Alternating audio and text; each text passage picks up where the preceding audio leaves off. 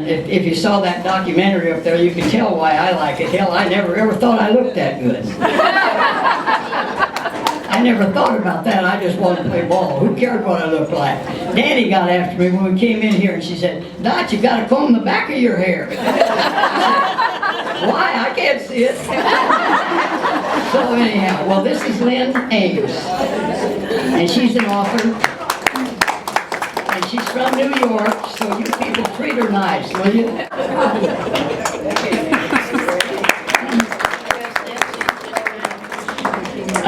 This is the documentary that Dot's talking about. This is the picture of her that she's talking about. I mean, now there's a babe, huh? That's, you know, she said it was her. I wasn't really sure. But I did some checking, and apparently it is. I'll start by thanking you all for graciously letting me be here with you. This is, I can't remember how many luncheons of these I've been to, a bunch. And every time I come, I'm just in awe of all of the beautiful people in this room and everything that you were able to accomplish and all of your families. And it's just such a thrill for me to be able to spend time with you. So let me start by saying that. Dot has threatened me within an inch of my life, which won't surprise anybody who knows Dot, who knows her well. And I'm here to tell you that she still can swing a baseball bat and a chainsaw. So I'm going to try to stay within her guidelines, which is to say I'm not supposed to talk about a woman about whom I made a documentary.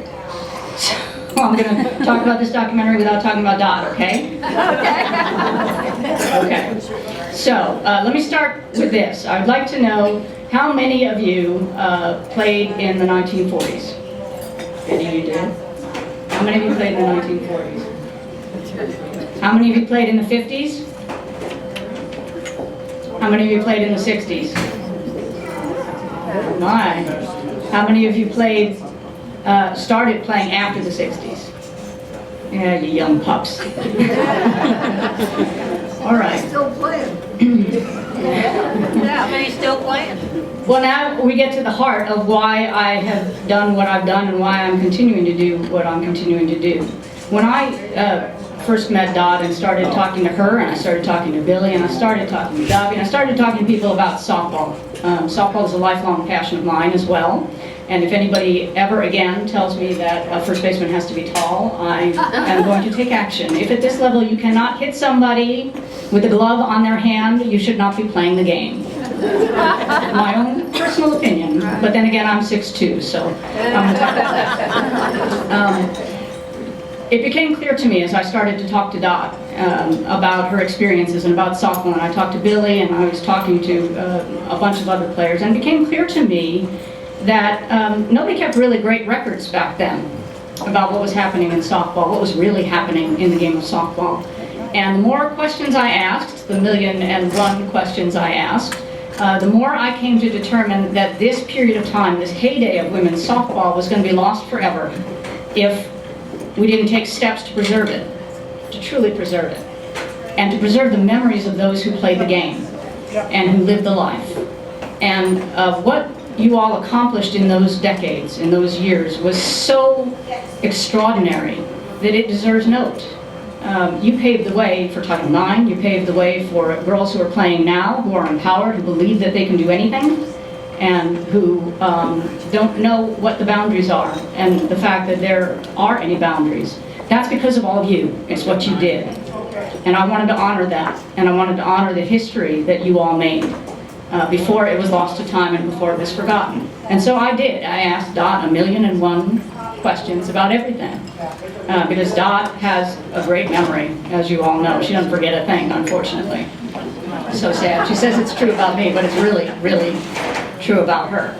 And so I started picking Dot's brain, because that's what I do. I started my career in broadcast journalism, and I am an author, and now I'm a documentary maker, which is something I never thought I would say about myself, but there you go.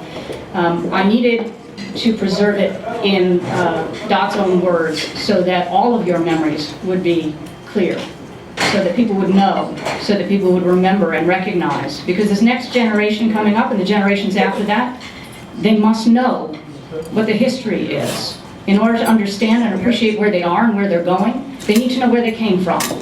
and they came from all of you.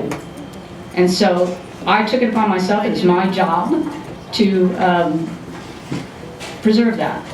I'll tell just a really quick story that's kind of funny. I couldn't figure out what happened to the Ramblers in 1946. Couldn't figure it out, couldn't find it anywhere. It wasn't anywhere I looked. It wasn't in any book, it wasn't online, it wasn't in the Hall of Fame, it wasn't anywhere. So, Dot, what happened to the Ramblers in 1946? Why can't I find a record of what happened at the championships in 1946? And Dot said, I don't know. And Dot has this room out back, and in that room is everything that ever happened in the world of softball back in that era. And she said, well, let's go out back and look. And I'm like, okay, we're going to go out back and look. This is always an adventure going into this room. I found things in there that I just couldn't believe. She doesn't think matter, but I do. Like her Hall of Fame bat from 1970, and Ricky's Hall of Fame bat. Anyway, so we went looking in this room, and it took us, I don't know, maybe 3 days to find what we were finally looking for. And what we found in the end was this teeny little scrap of paper. And on this teeny little scrap of paper, written in pencil, in Dot's handwriting, was every championship from the 1930s on, and what the disposition of the Ramblers was in those years. And on that teeny scrap of paper that was literally ripped off of something else, she had scribbled in 1946, we lost in the regionals. They didn't go, which is why I couldn't find any record of them at the national championships. The one time, sorry Dot, that they didn't go to the national championships was 1946, and I would never ever have found it if not for the scrap of paper in Dot's handwriting in her back room. So when I saw that, I was all in, because it would have been lost to time. All of that would have been lost to time, because back then they just didn't keep that good records about you folks.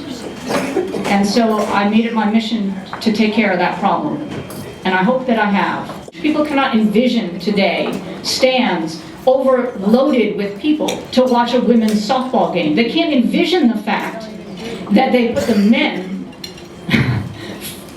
second bill to you, because you drew the crowds. You were what people came to see. That would have been lost to history, and I can't have that, and I won't have it, and I don't have it because we have a document.